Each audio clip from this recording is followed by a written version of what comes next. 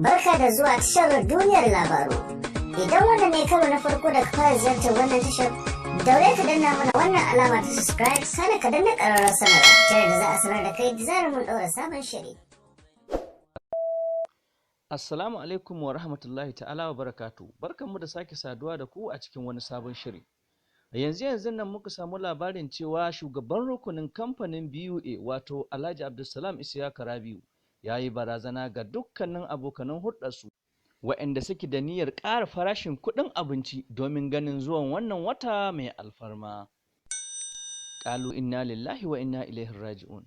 Kai duniya, ina zaki da mu a lokacin da ya kamata ka nemi aljannarka, a lokacin kake neman wuta.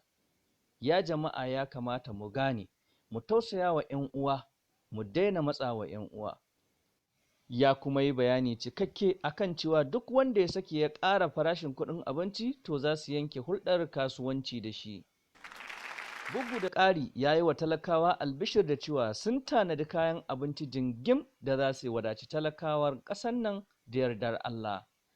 Ubangiji Allah ya yi ma wannan bawan Allah albarka, Allah kuma ya ƙaro dubinsu masu kishin ƙasa domin a samu a ci gaba. Daga nan muke cewa ku huta lafiya. Duniyar Labaru, tashar al'umma. Domin samun labaranmu a kodayaushe, daure ka danna subscribe, kana ka danna ƙararrawar sanarwa ta yadda za a sanar da kai da zarar mun ɗora sabon shiri.